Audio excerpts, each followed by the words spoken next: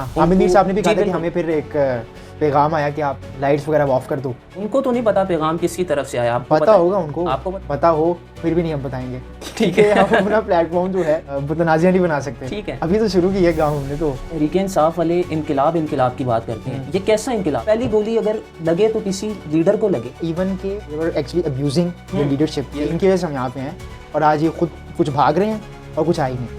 आज में नाच गाना हो रहा है, बुजुर्ग जो लोग थे वो डांस कर रहे हैं, कैसा इनकलाब? क्या कौन सी बात करते हैं आप? उसमें वो जो एक बड़ा वाकया हुआ है बुशरा बीबी वाला, क्या सीन था? वो जाती हैं और वो कहती हैं जो इस्लामाबाद उस दिन नहीं आया वो बुज़दिल था। मैं किसी के ख़ानदान को जवाब दे नहीं, एक सियासी जमात है। खान कब बाहर आ रहे हैं मुझे नहीं पता, या फैसल वाडा से पूछें, वो पता क्या कह रहे हैं। अब वो ये कह रहे हैं बेटी बैन होने वाली। डेमोक्रेसी के ऊपर बड़ा क्वेश्चन है कि आप एक पॉलिटिकल पार्टी पे बैन कर दें, it's a big question. Pakistan firewall अब से तो नहीं यूज़ कर रहा है, कब से कर रहा है कुछ पता है? पहले पाकिस्तान के अंदर मैकेनिज्म ये था कि ओवरऑल पूरी वेबसाइट को ही बैन कर दिया जाता था। फायरवॉल है ना, इसमें कुछ कंटेंट को बैन किया जाता था। पाकिस्तान में फायरवॉल कब से लागू है, कब से इम्प्लीमेंट है? 2018 में इमरान खान की गवर्नमेंट थी, कैनेडियन कंपनी थी सैंडबाइन, $18 मिलियन का उनके साथ 5 इयर्स का एग्रीमेंट कॉन्ट्रैक्ट एग्रीमेंट था।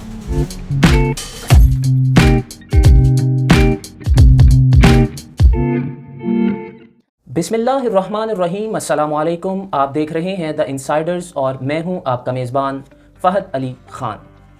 24 नवंबर 2024 को पाकिस्तान तहरीक इंसाफ की जानिब से एहतजाज की फ़ाइनल कॉल दी गई थी। पूरे पाकिस्तान को ये दावत दी गई थी कि इस्लामाबाद के डी चौक में जो कारकुनान हैं वो पहुँचें और तब तक वहाँ पर एहतजाज रिकॉर्ड करवाया जाएगा जब तक उनके कायद यानी इमरान खान को रिहा नहीं किया जाता। लेकिन पाकिस्तान तहरीक इंसाफ के जो क़यादत थी, पंजाब की क़यादत, वो कहीं देखने में नज़र ना आई। अलबत्ता अली अमीन गंडापुर अपना जो KPK का काफ़िला था वो लेकर 24 नवंबर को इस्लामाबाद की तरफ रवाना हुए। जैसे ही वो इस्लामाबाद की तरफ रवाना हुए तो कुछ ख़बरें देखने में आई, सुनने में आई कि KPK के जो वज़ीर आला हैं अली अमीन गंडापुर और बुशरा बीबी के दरमियान कुछ लड़ाई होती है कि आगे डी चौक तक जाना है या नहीं। इस पर कुछ ख़बरें जब सुनने में आई तो अगले ही कुछ लम्हे बाद बुशरा बीबी और अली अमीन गंडापुर एक ही कंटेनर पर देखने में नजर आए। अली अमीन गंडापुर ये चाहते थे कि संजानी जाकर एहतजाज रिकॉर्ड करवाया जाए, लेकिन बुशरा बीबी की जानिब से हतमी फैसला ये किया गया था कि डी चौक ही हमारा मेन पॉइंट होगा। बुशरा बीबी अली अमीन का काफिला छोड़कर डी चौक की तरफ रवाना होती हैं और कारकुनान बुशरा बीबी से पहले डी चौक पहुँच जाते हैं। कारकुनान और जो पुलिस थी उनका आमना सामना होता है और वहाँ से पीछे से ही बुशरा बीबी और अली अमीन गंडापुर राह फरार इख्तियार कर लेते हैं। मज़ीद क्या होता है गुत्थम गुत्था और आप लोगों के सामने ही है क्या कुछ देखने में मिला। आज के पॉडकास्ट में मुझे ज्वाइन किया है एक मरतबा फिर ग़ुलाम मुस्तफ़ा ने। इनसे बात करेंगे कि ये जो एहतजाज की आखिरी कॉल थी ये कितनी कामयाब रही। जी ग़ुलाम मुस्तफ़ा, क्या हाल है तुम्हारा? मैं ठीक हूँ, आप सुनाएं। एहतजाज की कॉल थी, कितनी कामयाब रही? देखें, इसमें फ़ात दो बातें हैं। पहली बात ये कि मैं ये कहूँगा कि ये फेलियर है दोनों तरफ से। एक तरफ से तो PTI का लीडरशिप का, कारकुनान का नहीं, वो बहुत ज़्यादा चार्ज थे और उनके अंदर जो आप ये कह लीजिए जज्बा भरा हुआ था ना, और जो उनको फीड किया गया था काफ़ी सालों से, जो इम्पीटस था वो देखने को तो हमें नज़र आया। लेकिन अगर आप ये कहें कि लीडरशिप जो थी वो वहाँ पर बिल्कुल गायब थी। लीडरशिप क्यों गायब थी? वो तो कहते थे कि हम इमरान खान को रिहा किए बगैर वहाँ से नहीं जाएंगे, लेकिन जो कारकुनान थे आपने कहा कि वो चार्ज थे। जी बिल्कुल। और वो जहाँ तक जाना चाहते थे कारकुनान गए, वो गई भी। लीडरशिप कहाँ गई? देखो KP की तो लीडरशिप थी ना, वो आपने भी न्यूज़ देखी होगी काफ़ी। पंजाब की क्यों नहीं? पंजाब की नहीं थी। पंजाब की लीडरशिप की सिर्फ वीडियोस आ रही थी या ट्विटर पे वो हम अदर जो हैं जी, उनकी कुछ वीडियोस थी कि हम कश्ती में हमने क्रॉस कर ली हैं गाड़ियाँ, लेकिन वो उधर तक नहीं पहुँचे, डी चौक तक या इस्लामाबाद तक नहीं आए जब तक जलसा चल रहा था। इसके अलावा वो भी नहीं है सलमान अकरम राजा और शेख वकास हैं। वो शेख वकास तो कहते हैं कि मुझे जिम्मेदारी मिली थी कि मैं तर्जुमान हूँ। वो तर्जुमान है, उन्होंने इतलात की जिम्मेदारी थी उनके पास। जो उनकी पार्टी के अंदर कमिटमेंट्स थी वो उन्होंने अपने मुताबिक पूरी की हैं, लेकिन फिर भी इसके अंदर एक बहुत बड़ा सवालिया निशान है कि वहाँ पे जो भी हुआ है रात के वक्त, आपने वीडियोस देखी होंगी किस तरह गाड़ियों के शीशे टूटे हुए थे और मतलब लोग जा रहे थे। और वो जो है ना सहाफ़ी अब्दुल कादिर साहब को पता उसका, जी, तो उन्होंने भी वीडियो रिकॉर्ड की जब सारे लोग जा रहे थे ना रात का। कितने बजे का वक्त था रात का?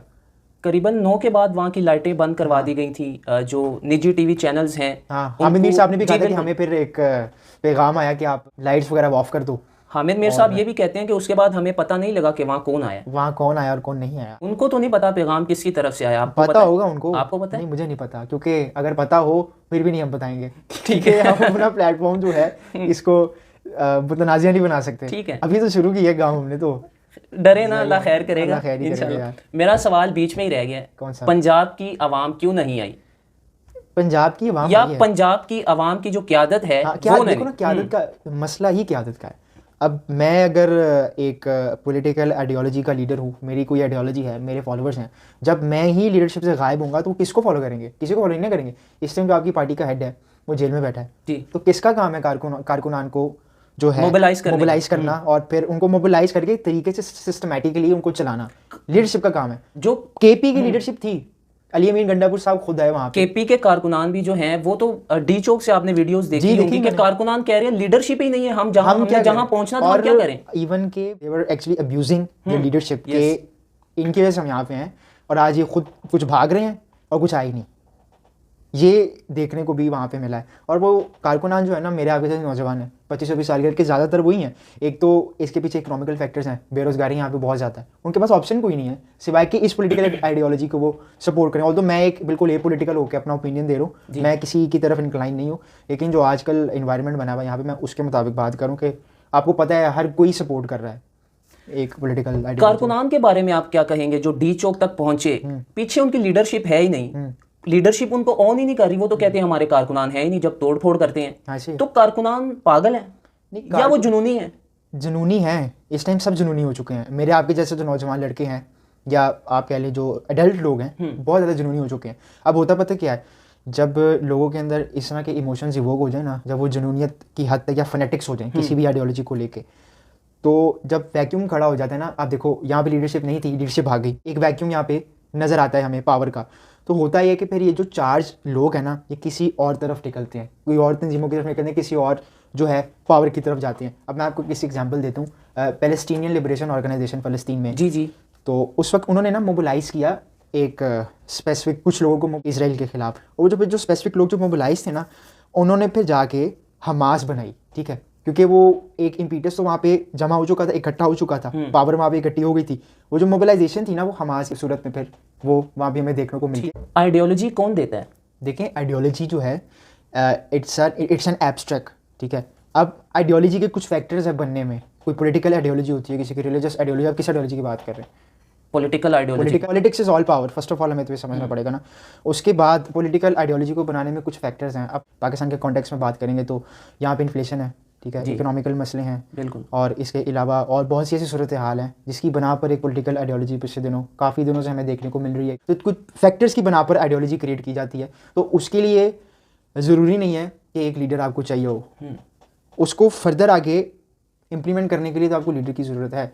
लेकिन जब आइडियोलॉजी जो है वो जब कॉमन नीड्स पे बेस करती है ना, तो उसके लिए फिर आपको किसी लीडर की ज़रूरत नहीं पड़ती। पार्टी कौन चला रहा है? पीटीआई पार्टी जो है इस वक्त पीटीआई की किसी एक लीडरशिप के हाथ होनी चाहिए, ठीक है, जो कि बिल्कुल नज़र नहीं आ रही यहाँ पे। और अगर इसी तरह चलता रहेगा तो पार्टी के अंदर तो वैसे ही ऑलरेडी कितनी रिफ्ट्स पड़ चुकी हैं, आपको पता है। जो सलमान अकरम राजा साहब ने अपना इस्तीफ़ा दिया है, वही सलमान अकरम राजा और जो साहिबजादा हामिद रज़ा हैं, जो मीटिंग चल रही थी उसमें वो जो एक बड़ा वाक़या हुआ है बुशरा बीबी वाला, क्या सीन था वो इस तरह है, रिपोर्ट इस तरह हुआ है। काशिफ अब्बासी साहब ने अपने शो के अंदर पूरा जो है उस पर डिस्कशन की है कि कैसे एक पॉलिटिकल जो है डिस्कशन थी, उसमें बुशरा बीबी आती हैं और वो कहती हैं जो इस्लामाबाद उस दिन नहीं आया वो बुज़दिल था। तो इस चीज़ को सलमान अकरम राजा साहब अच्छा नहीं, उनको लगा, उन्होंने कहा कि मैं किसी के ख़ानदान को जवाब दे नहीं हूँ, एक सियासी जमात है। लेकिन पार्टी ख़ानदान के फ़र्द के पास नहीं आ गई। कौन सा फ़र्द जिसकी आप बात कर रहे हैं? नहीं, बेगम साहिबा के पास नहीं, तो नहीं ना किसी ने। हाँ, उनको दी तो नहीं ना किसी ने। लीड तो वो कर रही थी ना, वो कर रही है, लेकिन क्यों कर रही थी? इसके पीछे क्या रीज़न है? इसके पीछे रीज़न ये है कि आप देखें उन पर कितने केसेस हुए हैं जी। अभी हालिया नैब दोबारा गई है केपी हाउस, तो अब अस वर्सेस देम की सिचुएशन तो आ गई है ना यहाँ पे। कंक्लूजन यही है कि कामयाब तो दोनों तरफ से नहीं है। इसके बाद जो भाई डेवस्टेटिंग न्यूज़ आपने भी सुनी होगी, जो यही कहा जा रहा है कि वहाँ पे फायरिंग हुई है।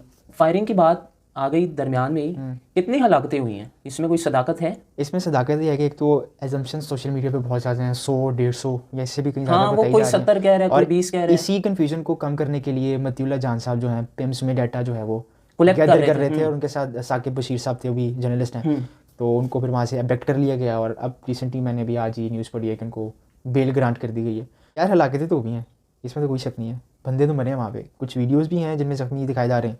और जो उसने मतियुल्लाह जान ने जो डाटा इकट्ठा किया उसके अकॉर्डिंग 4 से 5 जो रजिस्टर्ड थे पिम्स में, जिनकी जो एक्सपायर्ड थे। लेकिन पाकिस्तान तहरीक इंसाफ के कुछ रील्स वीडियोस देखी है मैंने, वहाँ पे कारकुनान मतलब ऐसे लग रहे हैं कि मरे हुए हैं, लेकिन एक वीडियो बना रहे हैं और हंसते, फिर बाद में वो हंसता है वही बंदा, नहीं मरा हुआ। यार ये बोगस किस्म की किसी ने हरकत की है, अगर जो भी कर रहा है, ये यही चीज़ें फिर आगे जाके ना मिसकंसेप्शन क्रिएट करती हैं।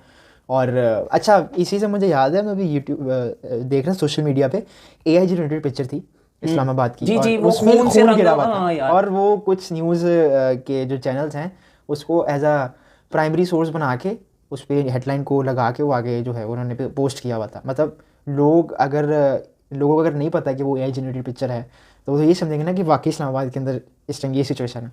वो AI जनरेटेड पिक्चर थी, तो इसको आप लगा दीजिएगा स्क्रीन पे भी। यानी ये जो 26 नवंबर है, लोग तो करबला के साथ भी कंपेयर कर रहे हैं इसको। ये कुछ बहुत एक्सट्रीम हो जाते हैं, लेकिन हमें बिल्कुल डाउन प्ले नहीं करना चाहिए जिनकी हलाकतें हुई हैं। मैं यहाँ पे देखे किसी एक सियासी पार्टी की बात नहीं कर रहा, और मैं साफ बात करता हूँ कि पॉलिटिकल राइट हर पॉलिटिकल पार्टी का है प्रोटेस्ट का, और गवर्नमेंट को ये चाहिए था कि कंट्रोल करे, क्योंकि जुडिशरी ने नहीं इजाज़त दी थी, कोर्ट ने नहीं इजाज़त दी थी कि ये लोग आके इस्लामाबाद में एहतजाज करें। ठीक है, पुलिस आई वहाँ पे और रेंजर्स थे वहाँ पे और वो उन्होंने कंट्रोल किया, बट ये जो आगे कत्तो गरत का सिलसिला है तो ये तो बहुत अनएक्सेप्टेबल है। अगर आपको रियासत इजाज़त नहीं देती तो फिर आप क्यों रियासत से रियासत टकराते हैं? कैसे- आप अगर रियासत से टकराएंगे तो पे ऑफ तो फिर आपको रियासत मिलेगा। कैसी इजाज़त नहीं देती? आपके कॉन्स्टिट्यूशन में फ्रीडम ऑफ एक्सप्रेशन का आर्टिकल है, पॉलिटिकल पार्टी का राइट है पॉलिटिकल प्रोटेस्ट करना। फिर अगर रियासत पॉलिटिकल प्रोटेस्ट नहीं करने दे रही तो रियासत थोड़ी है फिर। तो ये तो पॉलिटिकल लोग नहीं है, नहीं, political इंतशारी लोग कहते हैं इन्हें। कहाँ पे इंतशार नजर आया आपको? इंतशार ही हुआ है, इस्लामाबाद में इंतशार ही हुआ है, और क्या हुआ? इंतशार 9 मई क्या था? 9 मई भी इंतशार ही था, लेकिन आप उसके पीछे जो एक वो गुस्सा चलता हुआ आ रहा है वो भी तो देखे ना। आवाम का गुस्सा जो था वो एक ही दिन आगे उतर गया उधर ही। तहरीक इंसाफ वाले इनकलाब की बात करते हैं, ये कैसा इनकलाब? कोई लीडरशिप, पहली गोली अगर लगे तो किसी लीडर को लगे, फिर वो अपनी आवाम पर बात आने दे, वो इनकलाब होता है। ऐसी है। ये कैसा सनाउल्लाह साहब कह रहे थे आप उस एहतजाज में नाच गाना हो रहा है, बुजुर्ग जो लोग थे वो डांस कर रहे हैं, कैसा इनकलाब? क्या कौन सी बात करते हैं आप? देखिए, इनकलाब ऐसे नहीं आता। इनकलाब की ना आप आज इनकलाब को मतलब डिफाइन करें, इनकलाब ये जो तहरीकी इनकलाब है ये इनकलाब होता है या? देखिए, इसके लिए लीडरशिप की ज़रूरत है ना। आइडियोलॉजी तो एक बंदा क्रिएट करके चला जाता है, आइडियोलॉजी जो है वो चलती रहती है, लेकिन रेवोल्यूशन के लिए एक आपको लीडर की ज़रूरत है। 79 का रेवोल्यूशन देख लें आप ईरान के अंदर, बोल्शेविक्स रेवोल्यूशन देख लें रशिया के अंदर, फ्रेंच रेवोल्यूशन देख लें आप, उसमें लीडरशिप थी। जब लीडरशिप भी गायब है तो कौन रेवोल्यूशन लेके आए? कोहेजन ही नहीं है तो फिर आप कैसे रेवोल्यूशन लेके आ जाओगे? कोई कुछ कह रहा है, कोई कुछ कह रहा है, कोई कुछ कह रहा है, आपके आपस में बयानी ही नहीं मैच करे तो ये कौन सा रेवोल्यूशन है? माजी में नवाज शरीफ ने, जरदारी ने, जितने भी मतलब नून लीग या पीपल्स पार्टी के जो बड़े बड़े रहनुमा हैं, माजी में उन्होंने भी जेलें काटी। हाँ, काटी। बोले नहीं वो, रोए नहीं वो। अगर इमरान खान चुप करके इसी तरह जेल काटते, एक ना एक दिन उन्होंने बाहर आ जाना था, और फिर वो पॉजिटिव पॉइंट होता उनके लिए कि वो जो अपनी खोई हुई शनाख्त है सियासत में वो बहाल कर सकें।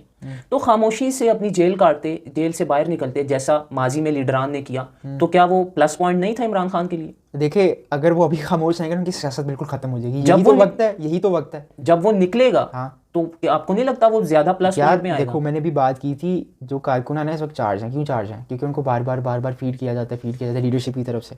ठीक है, इसीलिए वो चार्ज हैं। अगर आप मैसेज उनको देना छोड़ दें, आप बिल्कुल ही जो है कंटेंट से गायब हो जाएं, तो फिर तो वो चार्ज नहीं रहेंगे। वो हमारे पास मिसाल है नवाज शरीफ की। आए रोज वो अदालतों के चक्कर काटते थे, दिन में 2-2 पेशियां होती थी, कभी एहतसाब अदालत, कभी किधर। उनकी जुबान पे तो आज तक कोई गिला शिकवा नहीं आया। क्यों नहीं आया? सीना तान के उन्होंने जेलें काटी हैं। सीना तान के जेलें आपने उनकी वीडियोस नहीं देखी जब वो लंदन जाके कहते हैं कि जो हैं कमर जावेद बाजवा साहब या जो हैं काजी फाइज ईसा साहब, या आपने इसका हिसाब देना है? क्यों नहीं उन्होंने गिले शिकवे किए? मुझे क्यों निकाला? क्यों गिला शिकवा नहीं था? मुझे क्यों निकाला? तो वो निकले हैं ना, जब जेल से निकले हैं तब उन्होंने लोगों को चार्ज किया। मेरा कहने का मकसद ये है कि जेल में हैं तो जेल काटे। नेल्सन मंडेला की बड़ी बातें करते हैं, मेरे में वही आया था अभी।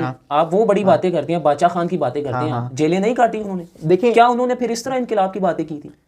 अगर आप पर केसेस हुए हैं, तोशा खाना है, 9 मई है, बाकी दीगर केसेस हैं, तो भुगते ना आप उसको। भुगत रहे हैं ना वो। तो चुप करके भुगते हैं। नहीं, सियासत खत्म हो जाएगी ना ऐसे फिर। ऑल्दो खत्म नहीं होने वाली इमरान खान की सियासत ऐसे, लेकिन ये है कि आपको अपनी पब्लिक को, जो आपके कारकुन हैं, उनको मैसेज तो फीड करना है ना कंटिन्यूसली, ताकि वो हाईलाइट रहें, ताकि आप भी हाईलाइट रहो, और वो जो एक आइडियोलॉजी है वो कंटिन्यू रहे आवाम के अंदर। उसके लिए तो ये ज़रूरी है कम्युनिकेशन। खान कब बाहर आ रहे हैं? मुझे नहीं पता, या फैसल वाडा से पूछें, क्योंकि उन्होंने कहा था जब इमरान खान को गोली लगी थी, उन्होंने कहा था खूनी मार्च है। हाँ, और अब वो पता क्या कह रहे हैं, अब वो ये कह रहे हैं पीटीए बैन होने वाली है। बलूचिस्तान असेंबली में उन्होंने करारदाद जमा करवाई है, पास हो गई है। पीपल्स पार्टी वाले कह रहे हैं कि हम इस पर नजरसानी करेंगे। पंजाब में हिना परवेज भट्ट करवा रही हैं। अच्छा जी, आप मुझे न्यूज़ दे रहे हैं अभी। लेकिन यार पार्टी इतनी जल्दी नहीं बैन होती। पार्टी बैन हो जाएगी, आइडियोलॉजी नहीं ना बैन होगी। मैं भी कह रहा हूँ, एक आइडियोलॉजी आ गई। कम्युनिज्म को देख लें आप, कम्युनिज्म कहाँ उसने स्टार्ट की थी आइडियोलॉजी, कार्ल मार्क्स ने। उसके बाद वो चलती चलती लेनिन, फिर उसने इम्प्लीमेंट किया और फिर रेवोल्यूशन आया। पाकिस्तान के जो बुजुर्ग सियासतदान हैं पीपल्स पार्टी से, नून लीग से, ये वो तो ये जी क्या कह रहे थे? मैं ये कह रहा हूँ, ये वो बुजुर्ग हैं जिनको हमारे अबावजाद अपने बचपन से देख रहे हैं, और हम भी इस टाइम एडल्ट्स हो रहे हैं। अब हम उनके बच्चे मैदान में आ गए। सारी बात है। हाँ, वो कह रहे हैं जी तहरीक इंसाफ डायनेस्टिक पॉलिटिक्स पाकिस्तान की सबसे बड़ी सियासी जमात है, उसको बैन नहीं होना चाहिए। यार देखें, अभी भी उनके पास पीटीआई के अंडर तो वो नहीं ना है, वो तो एसआईसी के अंडर है, सुन्नी अज़हर काउंसिल के अंदर है। ये लोग, पार्टी नहीं खत्म होती यार कोई। आप बैन भी कर देना तो वो पाकिस्तान किसी तहरीक, हाँ वो किसी और, ठीक है, आइडियोलॉजी नहीं खत्म होती यार। पार्टी का नाम बदलने से या कुछ और होने से नहीं होगा इससे। ठीक है। और वैसे भी एक जिसको कहते हैं ना, डेमोक्रेसी के ऊपर बड़ा क्वेश्चन है कि आप एक पॉलिटिकल पार्टी पे बैन कर दें। It's a big question. Democracy है, हाँ, सूडो डेमोक्रेसी, डेमोक्रेसी नहीं है यहाँ पे, इट्स सूडो डेमोक्रेसी। ठीक है। अच्छा मुस्तफ़ा, जब पाकिस्तान में इस तरह की सिचुएशन क्रिएट होती है तो एक ही लफ्ज़ मुझे सुनने को मिलता है, फायरवॉल। ये फायरवॉल क्या है? फायरवॉल हम जून से सुनते आ रहे हैं, ये है जुलाई से। ये मैं आपको बताता हूँ क्या है, आपको पता होगा। अक्सर तस्वीरें सेंड करता हूँ, हाँ, नहीं जाती, वॉइस नहीं जाती, वीडियोस नहीं आती, वॉइस नहीं जाती, और कभी भी तो कॉल भी नहीं होती व्हाट्सएप पे। आप सिर्फ टेक्स्ट मैसेज जो है वो सेंड कर सकते हो। ये इस तरह की सिचुएशन में ये फायरवॉल आता ही क्यों है यार? ये फायरवॉल जो है पाकिस्तान के अंदर वर्किंग में, इसको टेस्ट ही कह रहे थे ना सोशल मीडिया पे। ये बहुत लोगों ने शोर मचाया था कि टेस्ट हो रही है, जुलाई में इन्होंने टेस्ट किया है। तो फायरवॉल का वर्क ये होता है कि जो कंटेंट है ना, जो इंटरनेट के गेटवेज हैं नेटवर्किंग के, वहाँ से जो भी कंटेंट आ रहा है ना, फिल्टर होके आए आगे पब्लिक में। फायरवॉल का मेन मकसद यही होता है, कोई ब्लैशमेफियस कंटेंट है, या कोई पोर्नोग्राफिक कंटेंट है, या कोई मलेशियस कंटेंट है, ग्रे ट्रैफिक जो है वो फिल्टर्ड होके आगे पब्लिक में आए। फायरवॉल का बेसिक मकसद तो ये होता है। लेकिन ये जो आप देख रहे हैं, ये भी फायरवॉल की रिप्रिकॉशंस ही हैं। और पाकिस्तान फायरवॉल अब से तो नहीं यूज़ कर रहा, कब से कर रहा है कुछ पता है? जून से आई थिंक। हाँ, ये तो मतलब जुलाई से। अगर मैं ओवरऑल जनरल फायरवॉल की बात करूँ, पहले पाकिस्तान के अंदर मैकेनिज्म ये था कि ओवरऑल पूरी वेबसाइट को ही बैन कर दिया जाता था, ठीक है। अब फायरवॉल जो ये स्पेसिफिकली फायरवॉल है ना, इसमें कुछ कंटेंट को बैन किया जाता है। फॉर एग्जांपल एक वीडियो है ना, वो ब्लैशमेफियस, सिर्फ उसको बैन किया जाएगा, टोटल यूट्यूब को बैन करने की ज़रूरत नहीं है। ये फायरवॉल का जो है मेन जो है इसका यूज़ है। इसमें 3 से 4 किस्म के आगे जो हैं तरीक़ेकार हैं, जिसमें एक URL सर्च है, उसमें सिर्फ URL को जो नहीं जो अप्रोप्रिएट है उसको ब्लॉक कर दिया जाता है, उस URL को। IP एड्रेस है, और इसके अलावा जो सबसे ज़्यादा पावरफुल टूल है ना फायरवॉल का, वो है DPI, डीप पैकेट इंस्पेक्शन। ये वाला जो मैकेनिज़्म और ये जो टूल है ना इसका, इस वक्त पाकिस्तान के अंदर वो जो है फायरवॉल का वो इस्तेमाल करें गेटवेज पे जो है। ये वर्क कैसे करता है कि जो नेटवर्क के थ्रू कंटेंट आता है ना, डाटा आता है, उसको कहते हैं पैकेट्स, ठीक है। तो ये डीपली जो है ना इंस्पेक्शन करता है पैकेट्स की, ठीक है। अब मैं इस एग्जांपल ऐसे दूंगा, एक लेटर आ रहा है ना, लेटर पे एड्रेस लिखा है, ठीक है। ये खाली एड्रेस नहीं पड़ेगा, ये लेटर खोल के भी देखेगा कि लेटर में क्या है। अगर तो वो अप्रोप्रिएट है, मैच कर रहा है जो चीज़ आप आगे लोगों में दिखाना चाह रहे हैं, तो फिर वो उसको पास आउट कर देगा। अगर तो वो नहीं मैच कर रहा उन चीज़ों के साथ जो आप लोगों को दिखाना चाह रहे हैं, वो वहीं पे उसको एक्सक्लूड कर देगा। पाकिस्तान में फायरवॉल कब से लागू है, कब से इम्प्लीमेंट है, क्या काम करती है पाकिस्तान के अंदर? क्या है इसकी? पाकिस्तान के अंदर मैंने भी आपको एक तो बताया ना कि पहले तो पूरी वेबसाइट बैन कर देते थे।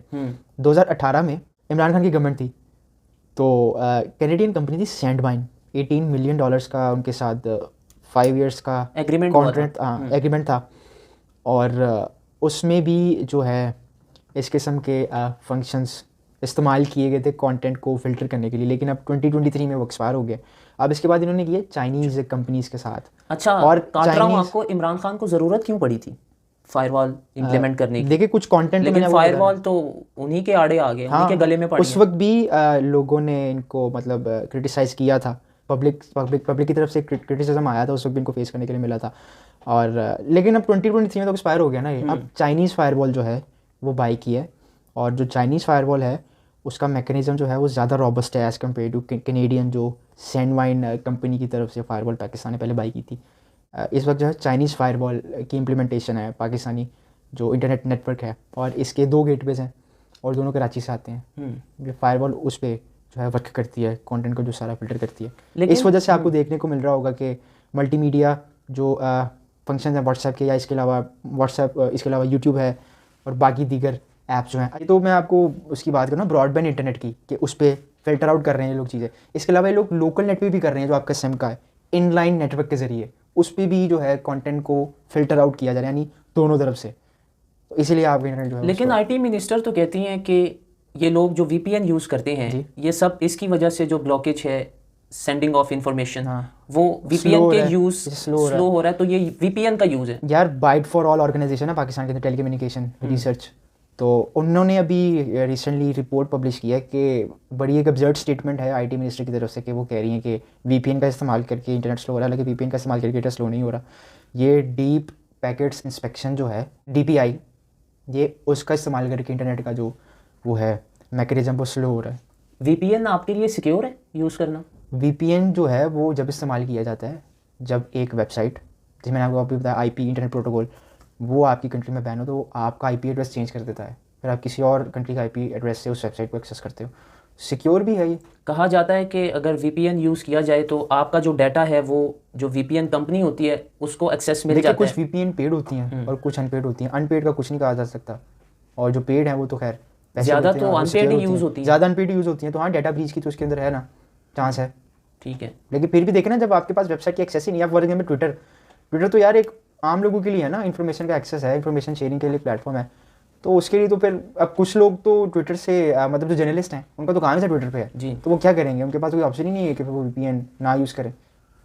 आखिरी सवाल जी, पाकिस्तान में इंटरनेट आज़ाद है? नहीं, पाकिस्तान में इंटरनेट आज़ाद तो नहीं है। ये फ्रीडम हाउस अमेरिकन ऑर्गेनाइजेशन है, उसके मुताबिक जो इंटरनेट फ्रीडम है पाकिस्तान में 100 में से 27, यानी इतना आज़ाद है, 27% आप कह लें। अच्छा, तो इन 27% में भी इतना कुछ हो जाता है? जी नहीं, तो आप मुझे बात बताएं आप मेरे से क्वेश्चन पूछना, मैं आपसे क्वेश्चन पूछता हूँ, इंटरनेट आज़ाद होना चाहिए कि नहीं होना चाहिए?